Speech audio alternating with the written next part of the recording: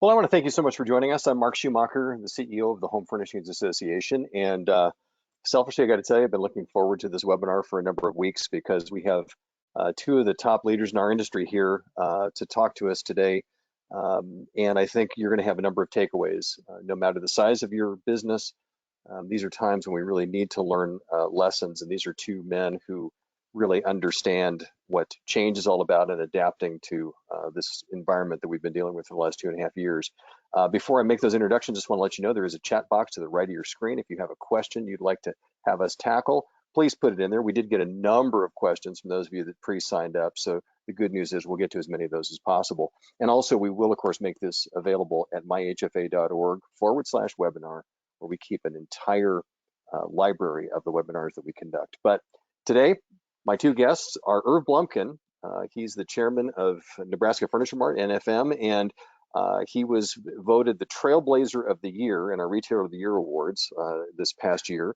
And Todd, I agree, a little applause there. And Todd Wanek is joining us. He's the CEO of Ashley Furniture Industries. And coincidentally, Todd is the person who tossed in the first nomination for Irv when all of this came up. So gentlemen, first of all, thanks for joining us. I know that there's an hour of your time is very valuable, so thank you for that. I appreciate that. But Todd, I just want to ask you first and foremost, why did you nominate Irv for Trailblazer? Well, Irv is a very unique person in a very, very good way. I've never met anybody in my life that's more curious than Irv.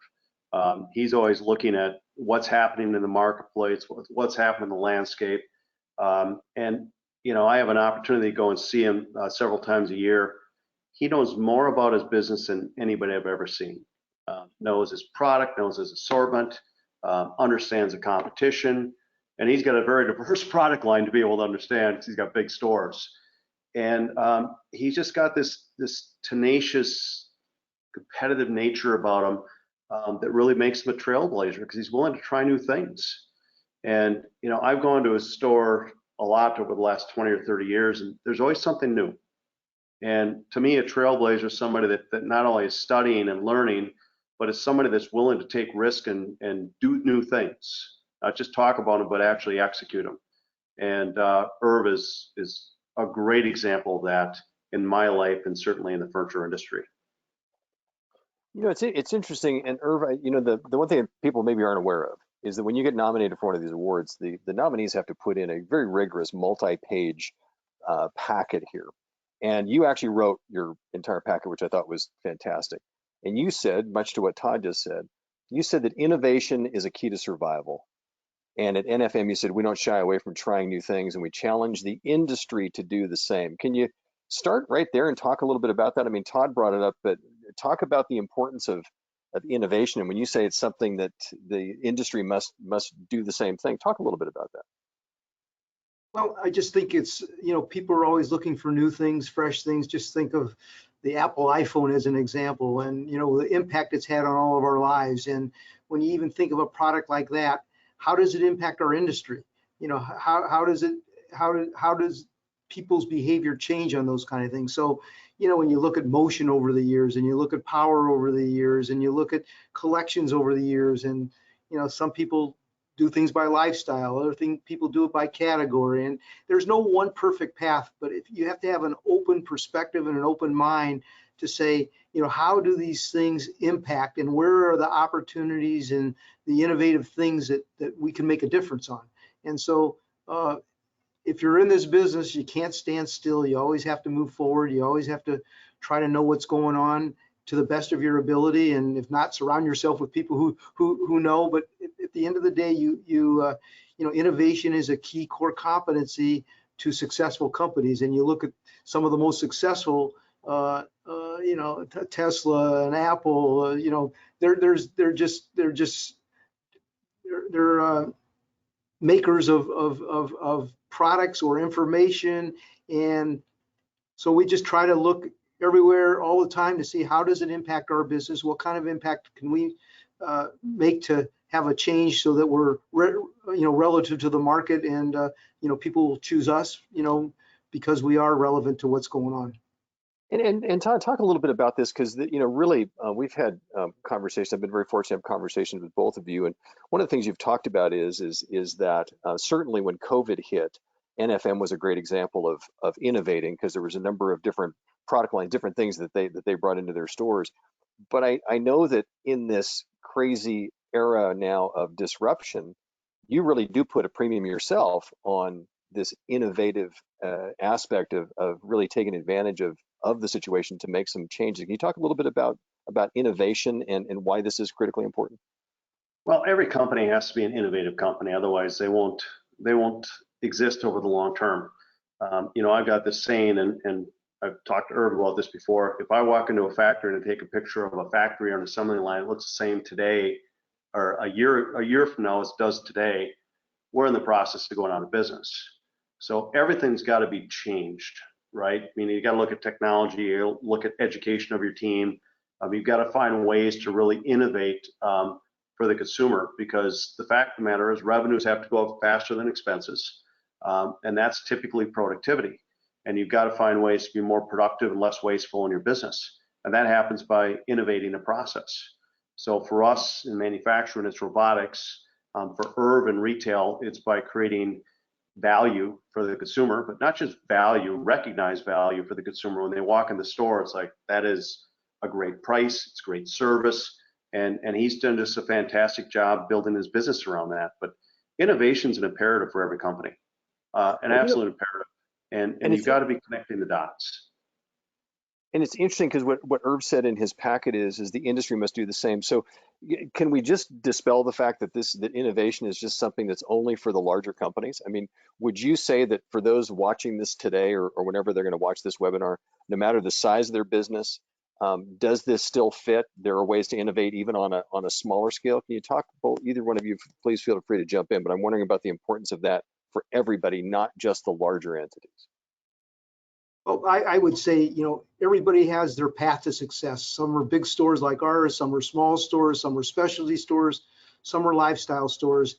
And whatever it happens to be, you can innovate within your category. And small or big or large, you can see there's many successful small companies. There's a lot of successful big companies and everything in between. So it applies as just a leadership and general management rule that innovation should be at a core as to how you think about things. And innovation for small companies can be different. It can be the same, but you need to be thinking, how can I better serve who it is I'm supposed to be serving? And Todd, you certainly deal with large retailers and smaller retailers as well. Would you also agree that this is something that should be on everybody's to-do list? And I think it's a mindset, Mark. I mean, it really is a leadership mindset that you want to get within any company. You want your leaders to be looking, and everybody, not just leadership, you want them to be looking at how can you improve your business at every touch point. And it's not about spending money. It's about creating excellent processes and excellent systems to be able to serve your customer in a way that nobody else can serve them. And that's innovation, and it can be free in many cases. It doesn't need to cost a lot of money with a robot or new technology, but that mindset within an organization is what's critical. And when you get an innovative mindset where people are constantly trying to improve things, that creates innovation within organizations. And it's interesting that you both talked about leadership, this having to come from really from the top down. Can we talk a little bit about that? Because I know in conversations we've had that I think both of you agreed that really truly leadership has never been more important than it is right now. Irv, what would you say to that from that standpoint of talking to those other company leaders out there? How critically important is that in developing leaders within your company? Well, leadership is, of course, critical, and surrounding yourself with people who can execute, who can lead, who can live by example, who are authentic, you can trust. Those are all things that as leaders, people will respect and admire. And people want to know that what you say is your word. Every company has their values and has their strategy, and At the end of the day, leaders and companies succeed best when you have and live up to a reputation that you feel good about and they feel good about, and they know that you can go to the bank with them. And so we work really hard in our company. And Todd's just another perfect example of a terrific leader, always challenging, always learning, being open, and trying to develop people throughout your organization who can, help execute whatever your plan is. And the more you can get people on the same page and they understand what you stand for and where you're heading and what path you've taken, you're going to be more successful. And things like turnover or reliability. If you can really have a team that's stable, that doesn't turn over all the time, you got a much better chance of succeeding with people who know the path that you want to move forward with, and that trust you and you're authentic and you live by those values. Todd, when I hear Irv say that, talk about authenticity and setting an example, being true to your word, reputation, things of that sort. In some respects, I guess most people would call those softer skills. That it's not. We're not talking about someone's technical abilities. Yet these elements we're talking about that you believe are key in this whole development of leadership. Go a little bit outside the technical aspect of someone's resume. So, how do you instill that? How do you find people? Because like Irv is saying, this can be really the stickiness to keep somebody with you. How do you find that and nurture that? Because everybody's struggling today with labor and keeping good people. Being a private company, we have the ability to develop people over time.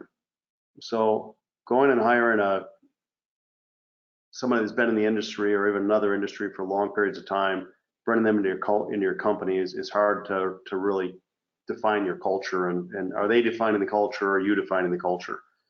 So we've been very lucky to develop people, and I would just say the number one thing is you've got to have a relentless attitude, right? You've got to just be like a dog on a bone and either stay at it every single day.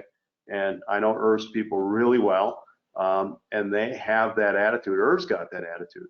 It's like you just don't give up, right? It may not work the first time, but you just got to be relentless in your pursuit of achieving that goal.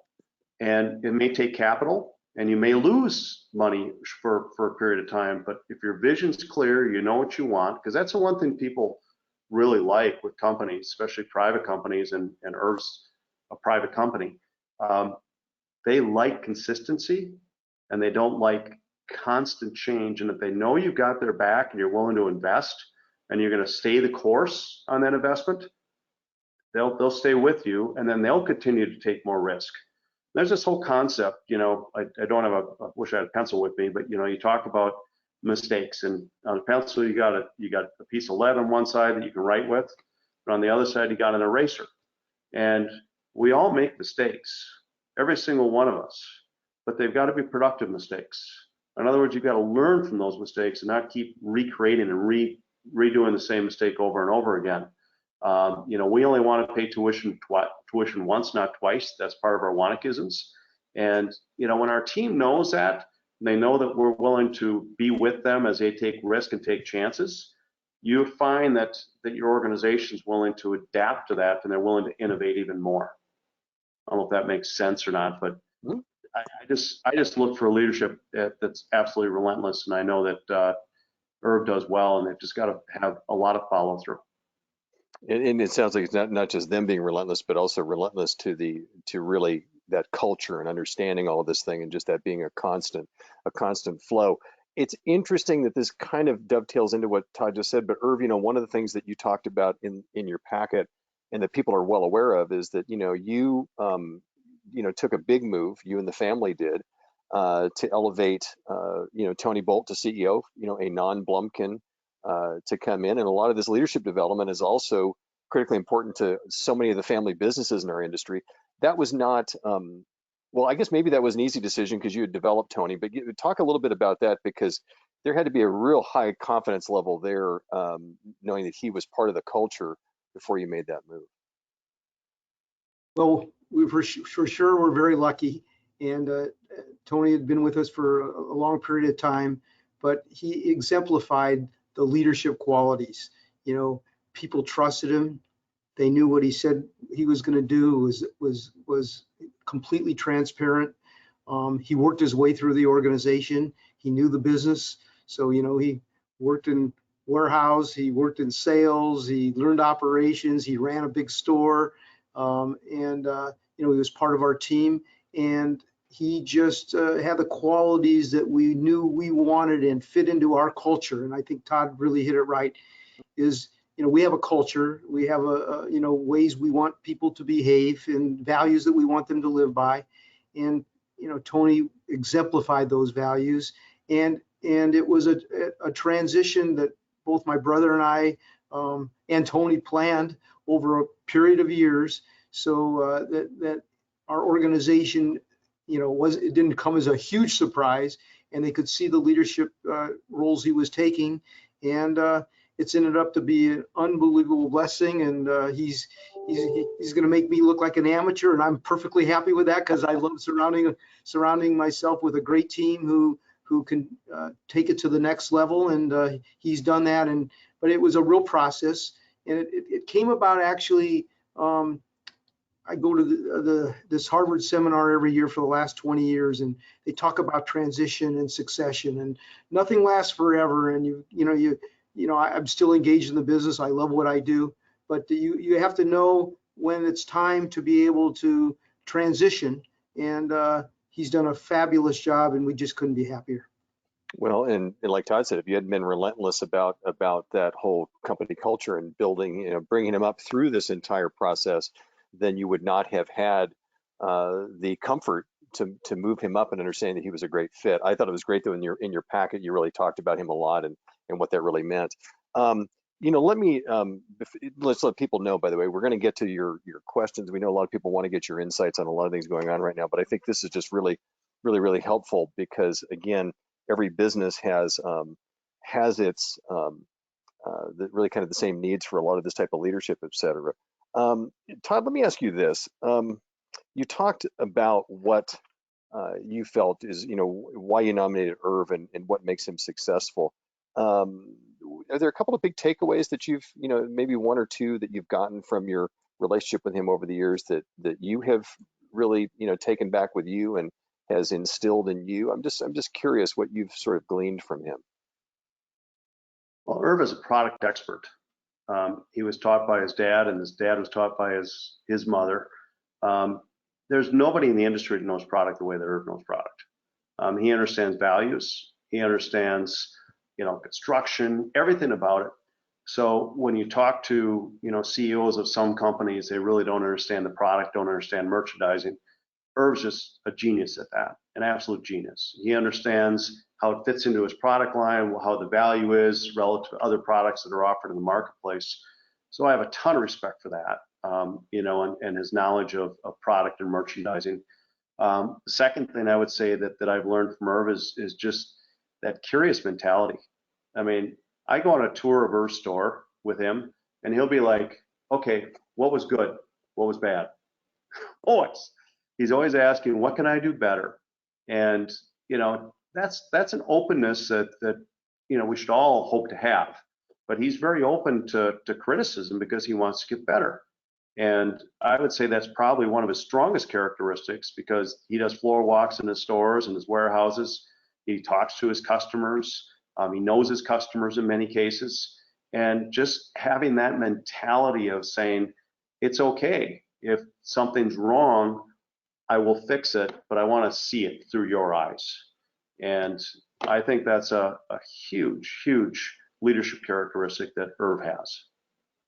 And before we move on, Irv, I want to give you a chance here, because you have referred to Todd as what you think he's the best executor in our business to getting things done, and that you've learned from him. What would you say are some of the things that you take away from your interactions with Todd, and that any business can take to heart? Well, I think Todd has a passion to accomplish what he's set out to do like no other. He's focused, and he knows what he wants to do, and he figures out ways to get it done. And he is just relentless in trying to make sure he accomplishes the best things for his company and his team. And he's also on an operation standpoint, among many standpoints, he understands where you can make and break a business. And he is when it comes to efficiencies and process improvement and quality, he is a professional at understanding that. And he is also very curious. He's exposed to a lot of different companies and a lot of different people, and he's always trying to learn. And I think the one thing that I walk away with every time I'm with him is I learn something. There is a takeaway, and whether it's related to our business, or it's related to leadership, or it's related to strategy, or related to innovation, you always 100% walk away with new information and new knowledge that can help myself and other companies. And so he's a terrific leader and innovator. Awesome. Well, we have some friends that are joining the webinar today that are listening in. Keith Koenig sent a question in. I'm going to let this one go to Todd. Todd, keys to keeping entrepreneurial spirit alive in your business. Boy, leave it to Keith to ask a question like that. That's a tough one. I think that it's really important, and I've tried to develop this in my leadership style, where you're willing to, I'm used to probably doing more than leading. I don't know if that makes sense, but you've got to turn into a sage over time and help your team execute rather than trying to execute for them. And that's been a big path that I've been on really for the last 5 to 10 years as my kids became involved in the business, and my nephews and nieces became involved in the business. I've had to let go of things, very much like Irv talked about with Tony, who's absolutely fantastic. He had to let go of things. So you've got to let him take the chances and make the mistakes. And I would say that's the biggest part of it. And Keith has done an awesome job with his son, Andrew, and, really developed an entrepreneur. But every company should strive to get entrepreneurship, right? People within the organization that own departments or segments of the business that they can grow. And you want to give them enough latitude, have an ownership mentality, and hopefully, be in a position to reward them if they do a great job. And I think you said a minute ago too, though, is also be okay with them making the occasional mistake, just as long as it's not a repetitive mistake. But your point is giving them enough latitude to grow in that way. Would you agree with that too? You want people to take chances. It's, like we've got a machine that was built in our company. It took them 4 years to get it perfected. And nobody said, oh my God, it's a failure. Yeah, you start, you learn, you start, you learn. And hopefully by the end of that time, you've achieved something really tremendous. And I think that's the one thing that you've got to be very clear on with your people. Now, it's important that of course you point out what those mistakes are, and that people don't feel like you're being critical, but you're being encouraging, which is a fine line. But yeah, you definitely want productive mistakes. And that leads into another question that just came in, this one for Irv, because Todd mentioned this. So Irv, how do you get good at accepting criticism? And this can be something that, what Todd just said, can even filter down to leadership teams at any company. You just have to have an open mind. Most people, whether you call it criticism or whatever, they're trying to help. There's a learning lesson in that. You have to have an open mind, and you can't take it personally. And if you have this learning mentality, because there's no one perfect way, there's different perspectives on solving different kinds of problems. And I like it when people criticize what it is that we're doing, because it's a learning opportunity. And how do we get better? What can we learn from it? People are going to make mistakes. I've made plenty of mistakes, and people in our company do. And you just want it to be a learning opportunity. And how can we make sure we take away something from that? And so, somebody will come and say, I've had, you're not right in this area. And I appreciate when somebody can be honest and straightforward with you, so that you can take that opportunity to say, how do you improve? How do you get better? And so if you have this mindset that says they're really criticizing, they may be personally criticizing or whatever, but how can I learn from it? It could be 100% right on, but what can we take away and try to improve whatever it is that they're criticizing? and whether it's personally or whether it's a process or a business practice or whatever it happens to be. The thing that I think is really interesting and kind of blew my mind is that at NFM, you put out essentially your KPIs company-wide to every employee. It's on your intranet. So everybody knows what's going on with every KPI in the company. That's a level of transparency that I'm not sure every business owner is comfortable with. But what is so important to you about making certain that everyone on the team knows where you are at any given time? You know, what gets measured gets managed. And so, we try to be really transparent with our people. We tell them where our sales are at, where our profits are at, what's not in line, what's not in line. We have a scorecard and it's got red, yellow, green, and we go over it every single month in our meeting. They can see it on a daily basis, and then it can go down to the department level so they can see how does that individual contribute, or how does that department or individual contribute to the roll up of our total scorecard.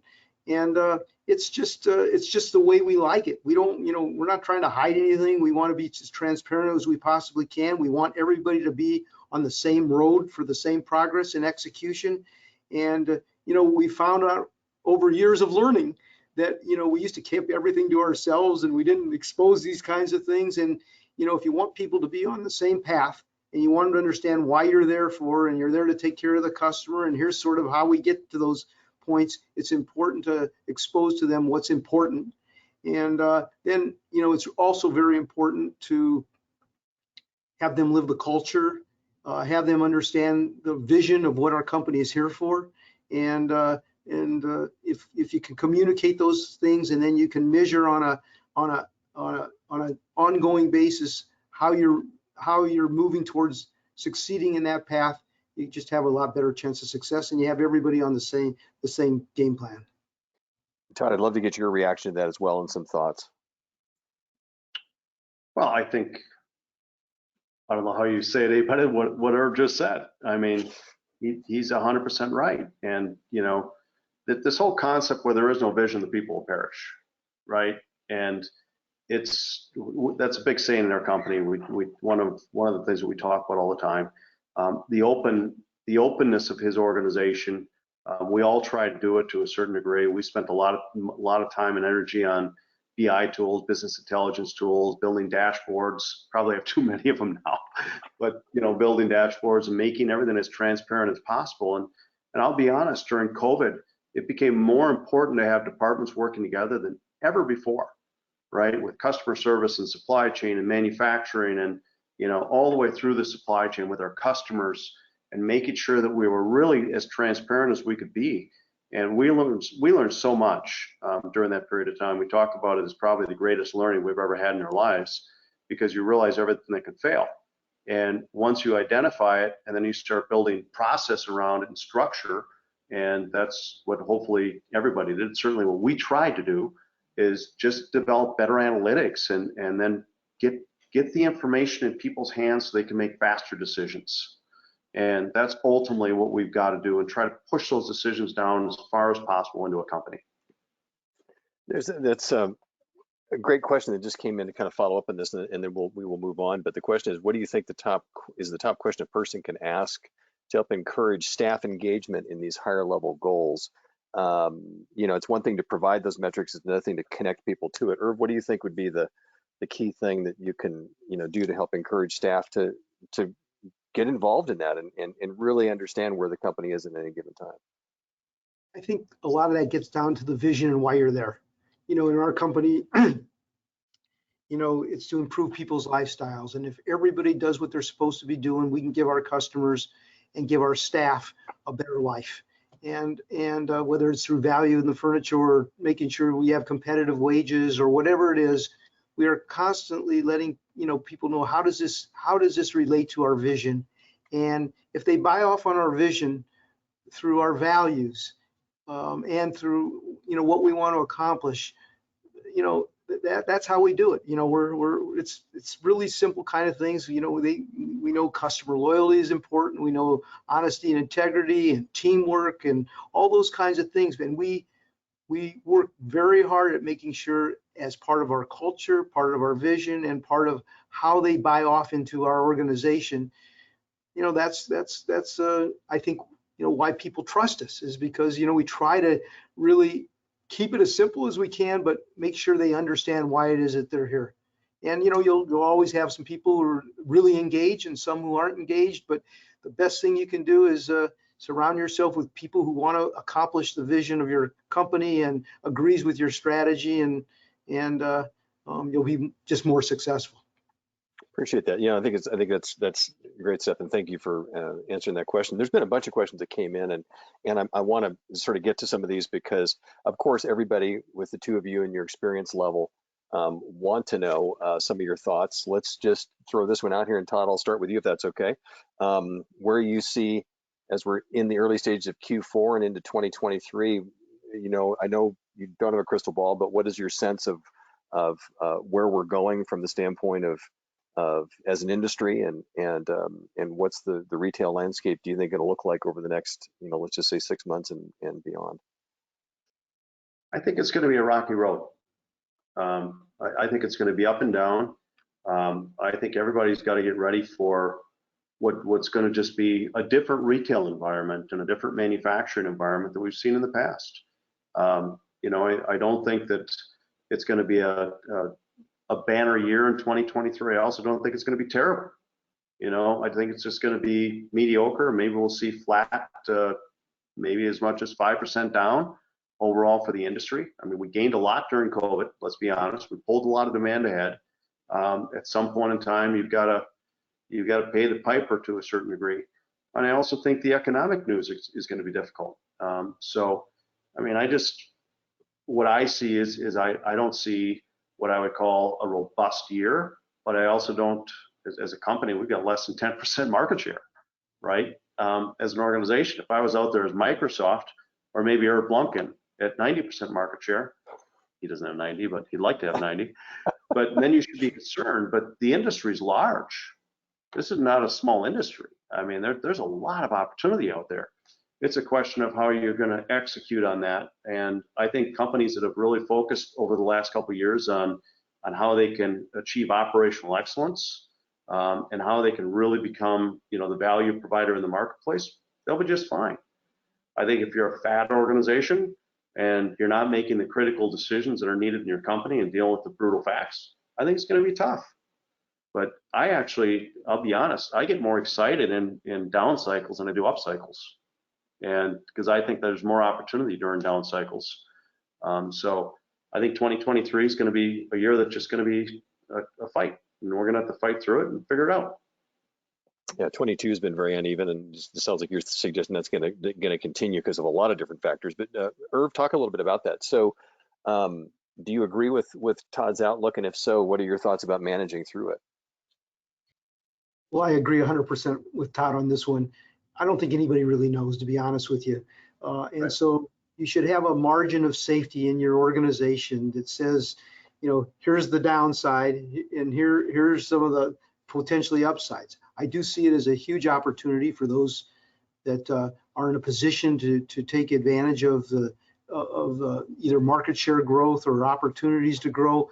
But in the big macroeconomic, it's going to be uneven, not predictable, and you just listen to newscasts, or you hear about inflation every 2 seconds. It just puts people's mindset a little different than in the past year or so, and so we just you have to have the ability to pivot, but you also have to say, where are those opportunities that we can shine and we can grow. And so, that's sort of how we approach it. But, in overall terms, I would prepare for a downturn rather than an upturn.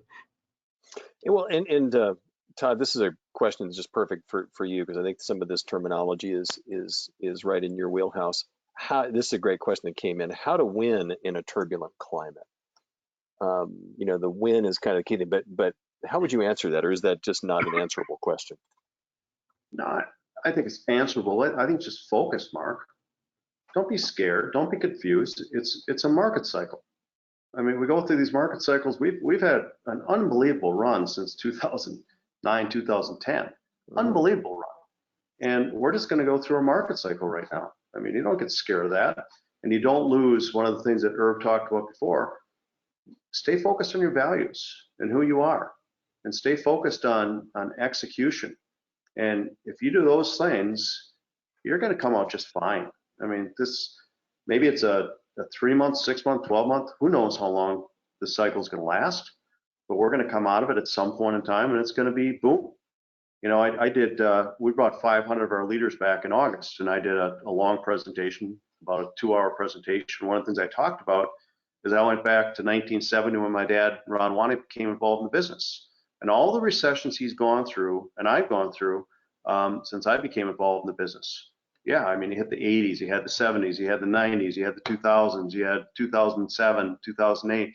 Oh, yeah. And every time you come around a corner, you got to slow down a little bit. But when you hit that straight stretch, if you do everything right, you accelerate, and the company sees exponential growth. And that's what you've got to focus on. Be smart as you hit a corner, like a race car. And then once you come around that corner, just focus on that straight stretch. And that's where I think the big opportunity is. But just stay focused. Don't get scared, and just do your business and execute the way you always execute. And Irv, do you think it's fair just to basically say, because, you know, when you think about this, you know, 2.5 years ago, you know, COVID hit, and that was the big disruption. We've had so many disruptions since. You know, the economy, I mean, I think we got to call the war in Ukraine a disruption. There's been so many things. So is it just one of those situations where you just need to, on a daily basis now, maybe forever, just manage for the fact that there's going to be some sort of disruption? I mean, I don't know that we're going to get to the point where we can sort of take the foot off the pedal. Is that fair? That is fair, and there will be a constant disruption. It's just the way the world works now, and you just have to know how to pivot and handle those disruptions. In fact, anticipate some of those disruptions, because those disruptions, in many ways, like the pandemic, nobody wishes it, but it was an opportunity to learn so much about your business and become better at your business and become more customer focused and more people, your employee focused, because you impacted people's lives. And so these disruptions are disruptive, but they're also opportunities if you know how to deal with the disruption. Fair enough. There's also questions. I don't think we're surprised by this either. Questions here, and Todd, I'll throw this one at you. Where do you feel that that prices are going to be through this whole process? There's been obviously we had a huge inflation as far as pricing is concerned. That's kind of worked its way sort of back down. Where are you seeing that? Because pricing was a ton of questions we got prior to the webinar today. Yeah, well, container freight's coming down, so that's going to be a tailwind. Some raw materials are coming down, so that'll be a tailwind. Wages have gone up. Some other costs have gone up. So we're not going back to where we were pre-pandemic, in my opinion. But there's definitely going to be reductions. And, we're doing some now. A lot of companies are doing it. And, over the next couple months, there's obviously going to be price decreases in value. And let's be honest, the capitalistic market is going to force that to a large degree. It's just the way it is. So everybody's going to be competing for maybe what's a smaller pie, and that competition is going to be healthy. But yeah, prices are not going to be where they are today. And I think at retail, I would imagine that Black Friday is going to be incredibly competitive, because everybody's going to be looking for a lot of business. And, sure. We know that costs are coming down. Everybody knows costs are coming down, and that value's got to get passed on to the consumer. Appreciate that. Irv, this is one I think you should tackle. Do you have any tips on reducing inventory and maintaining higher margin? A lot of folks are still sitting with a lot of inventory. So that's an interesting question. Well, I'm not sure my answer will be like what most people would do, but typically, okay, that's all right. If we have extra inventory, that sometimes your first markdown is your best markdown, and so sometimes you get rid of the inventory that is not as good as inventory, and hopefully you'll be able to take advantage and buy an opportunity or inventory that you can replace it that can enhance your margins. And so you know, if it's good inventory and you're over, you know, it's one thing. If it's inventory that, you know, you have too much of and it's not great sellers, then, you know, you're best off to figure out what to do to get rid of that bad inventory, and then how do you compensate it so it doesn't impact your margins on the really good inventory.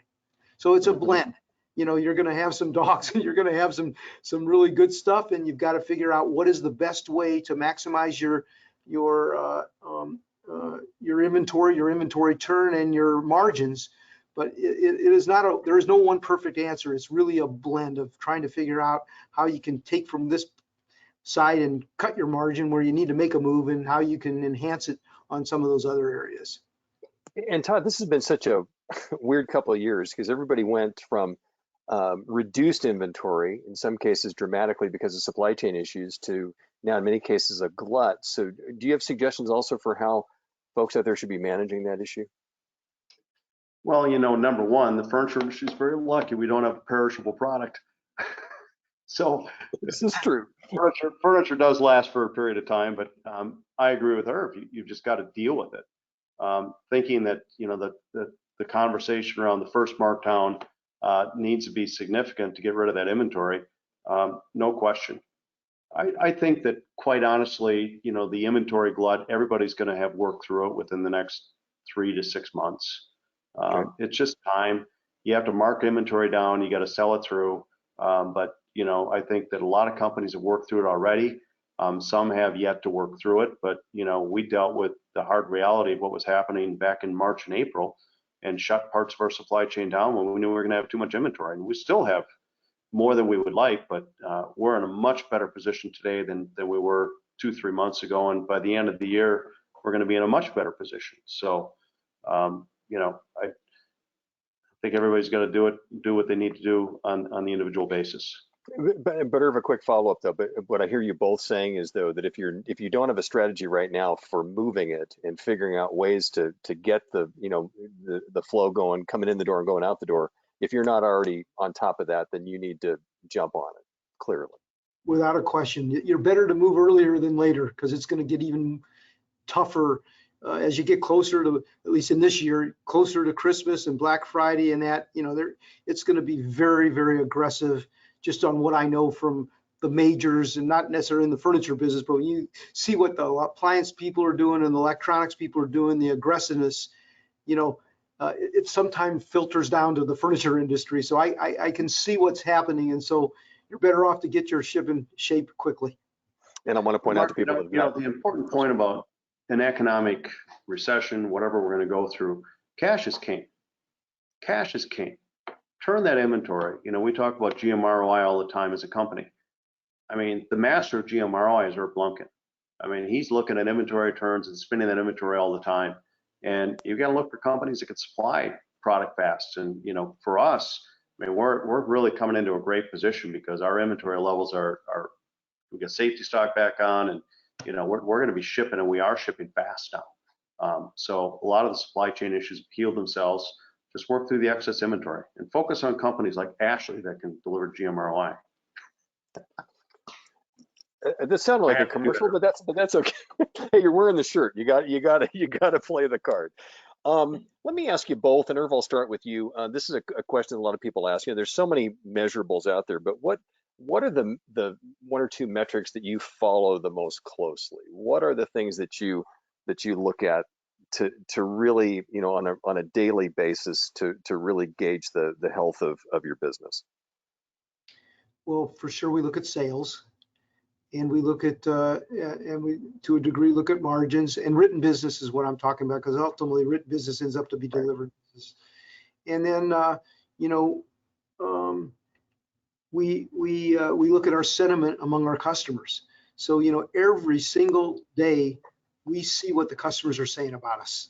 And, you know, if we, you know, screwed up something, we want to fix it. If, you know, they got great service, we want to take what was it about those things in great service. So through our net promoter score, and we get immediate feedback from our customers when we do right and when we do wrong. And so it's mostly focused on being customer centric, and then the sales and the margins and that stuff, you still need to get business and get traffic and do all those other things. But those are the things we look at.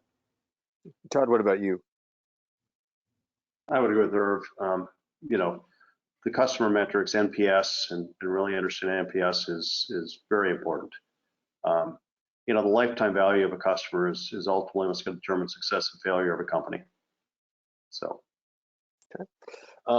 Question that just came in since we brought up Black Friday. It says here, do you foresee more stores not being open on Thanksgiving due to wages that they would have to pay staff to work on a holiday? And also I've heard some folks questioning availability of workers. Is that something that you see could have an impact this coming Black Friday?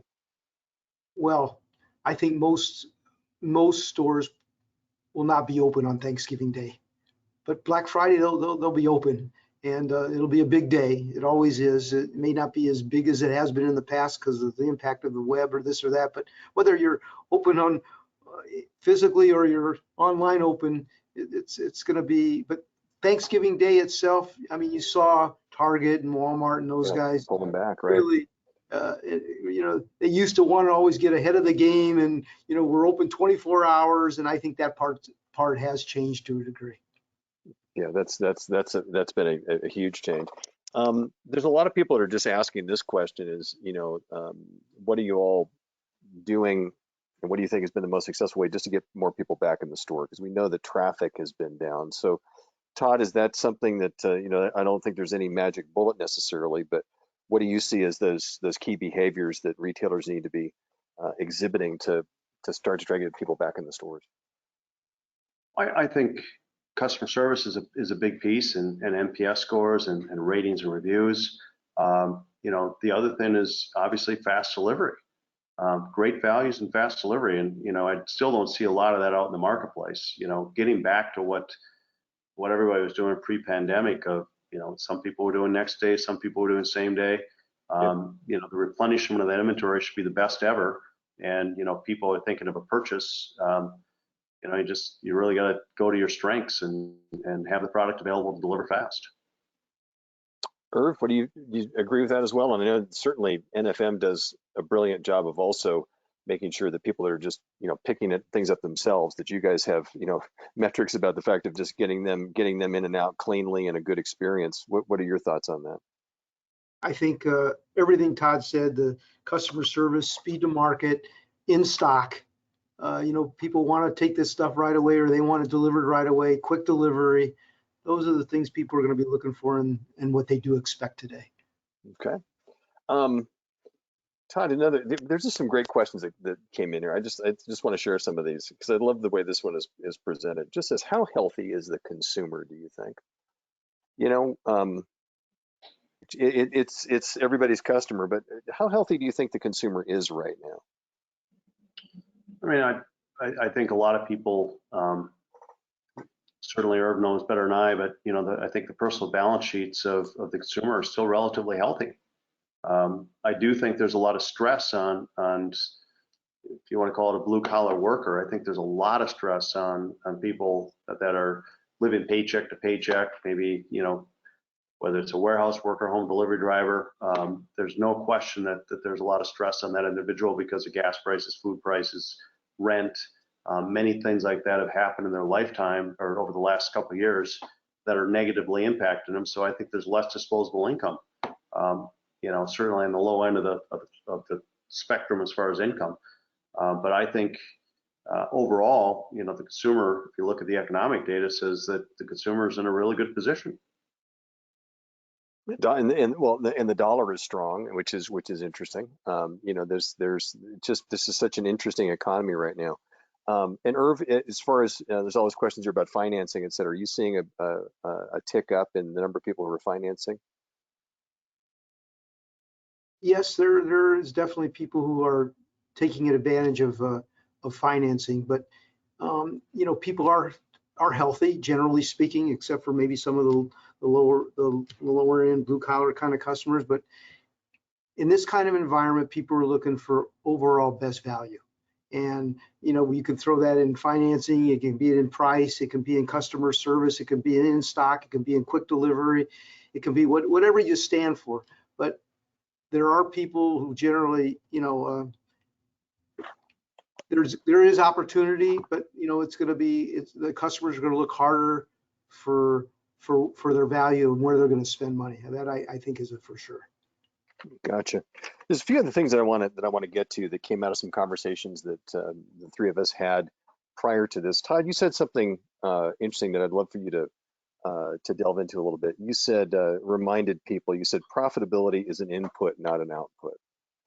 Can Yep. you explain that a little bit? Because I think it's an interesting, framing of that. But once again, profitability is an input, not an output. Well, really, profitability is an output, not an input. Did I mess that up? Yeah, well, that's okay. No, it's focusing. I mean, a lot of people look at profitability and they're like, well, it should just happen. So if I started a 50% margin, for example, or 40% margin, whatever your number is, it's just going to come out the back end. And I can just raise my prices to get profitability. That's not the way it works. You've got to be eliminating waste all the way through, the system. And the output of that, are your people productive? You're not wasting materials. You're not wasting ups. All of those things determine whether a company is going to be profitable or not. Customer experience, great home delivery, one time, perfect. That's a determinant of your profitability. You can't raise your prices to cover up for all your waste. And that's really what I meant by inputs versus outputs. You focus on your inputs and making sure that all those variables are in place, your output's going to be a profitable company. Gotcha. And I apologize for writing that down wrong. I guess just focusing on the inputs is where the profitability comes out the other end. Irv, any thoughts about that? Because that's I think a really interesting approach and something to kind of live by here as far as the efficiency of a business. Oh, Todd's 100% right. If you take care of the customer, you execute properly, you make it frictionless, you make it easy, you eliminate waste, the profit will show up. And that's having that customer focus and being efficient is the key. Gotcha. Todd, can you also talk about you've talked a lot about reinvestment, and there's been a lot of times when companies have had their spreadsheets been a little bit tight, but at the same time you've been big on reinvesting and doing that and not being afraid to do that even in times like this. Can you talk a little bit about that as a thought process and how you manage that and picking and choosing the types of things where you see that reinvestment is critically important for the long-term health of your company? A couple of years ago, Irv invited me to Warren Buffett's annual shareholder meeting, and I took a lot of notes when I was there. One of the things he talked about is the best investment you can make is in yourself. The best investment you can make is back into the companies that he currently owns, like Nebraska Furniture Mart and Homemakers Furniture and others. And I look at that and feel the same way about our business. The best investment we can ever make in our company or in my life is not to give it to Wall Street to try to figure out how to invest the money if we're so lucky to have profitability, but to stick it back into a factory, into a product, into capability that will drive revenues up and drive efficiencies up. And that's really how we look at profitability. We don't just, and we're not looking for things that have 20-year paybacks. Of course, no company could survive doing that. It's got to have a short payback. But the first thing is the team committed to it. So the team has to love it and own it. And, through automation in our company, it's the easiest, most tangible thing for us to put our hands on. Our team loves it. And I love reinvesting back into teams that and people that love it and they own it, and they're going to take it from X to Y and get it done and execute it. So, my dad and I talk about this a lot. Best investment we can make is back into our people, back into our company, and back into capability. And I guess Irv, to let you to jump in on that as well. This reinvestment in people in particular has never been more important because there still is a difficult time out there for a lot of people to maintain their teams and staff. There's been a this labor shortage and trying to find and keep good people. Can you talk a little bit about that reinvestment in NFM's world? You know, like Ashley, we're here for the long-term view. We're not here worrying about next year or the year after that. We have this long-term view of the business, and if the business needs investment, and it always needs investment, it needs to be a wise investment, but you just can't stand still. You know, I go into so many stores that are dated, they don't replace their fixtures, or their carpet isn't up to date, and then that's just an example. And if you don't keep your stores fresh, believe me, the customer has lots of alternatives to go to find places. And so you have to invest in technology, you have to invest in your stores, you have to invest in people, and you have to surround yourself with the right people, because they can make a huge difference. If you can get people who understand the value, understand your vision, and it can help you execute the plan, you're going to be very successful at that long-term view. And you know, it's not any different than the stock market. You know, most people their mindset are opposite of what the way the market really works. You know, most people are buying. You know, some people are buying when they shouldn't be and selling when they shouldn't be. And you know, here the market's down and most people are nervous, getting sick. It's just opposite of what psychology is. And so you need to be investing in your business for the long-term view, in good times or in bad times. You know, you have to watch it. You just have to make some. You know, you got to do it wisely, and you got to make sure it's got a payback. But at the end, if you stop, you're going to end up paying a price at some point. What I appreciate that from both of you is the fact that I think what you're talking about fits to any business of any size. And of course, our membership at HFA is from the single store operator on the corner of the small town, you know, all the way up the ladder. And one last thing before we work our way out of here, but Todd, there's other people that know that you are a voracious reader, and there's been questions that have come up and said, okay, what are the books you're reading right now related to business and moving forward? What's on your nightstand, as they say? I got to be honest, I've changed my reading a little bit towards other things here over the last couple months, more towards health span. And I'm reading the book called Breathe right now, which is all about the breaths that you take. And it's really a great book on long-term vitality. So I started reading that and you know, just about mindset and how you really improve your health. But the one thing I do want to say, Mark, before we leave, we're moving from a want versus a need. Meaning, or a need to a want, right? In other words, people have furniture. So Verve talked about fixing up stores, no different than product. It's no longer a need in many cases. They don't have a lot of money. They're not at home. They bought some of the basics. It's a want.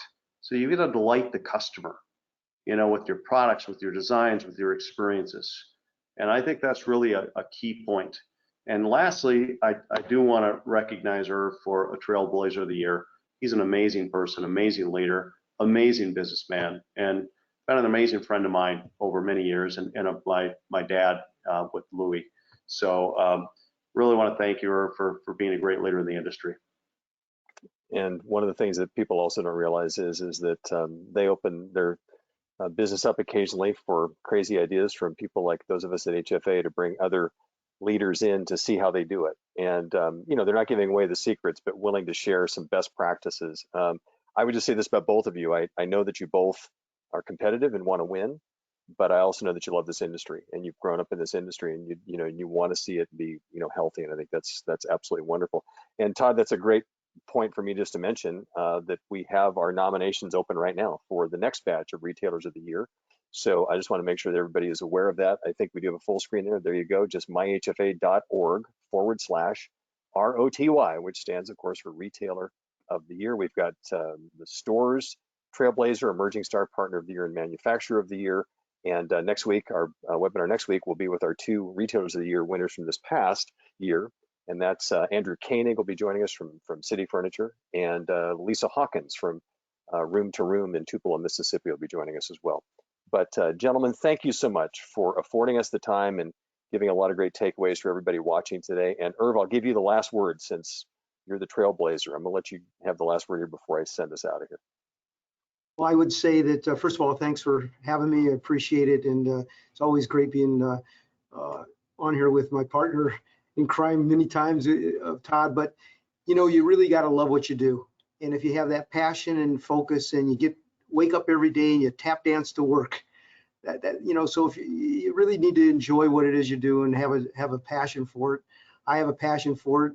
I'm hoping that I feel like I'm just getting started. So it's just one of those things I look every day to try to figure out how much more fun can I have.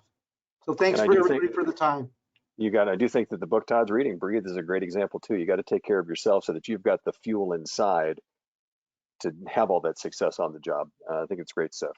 Irv Blumkin, Todd Wanek, appreciate you both. And of course, what I always wish everybody that joins us is good health and great sales. On behalf of everybody here at HFA, I'm Mark Schumacher. We will see you next week. Thank you. Thanks, Irv. Thanks, Mark.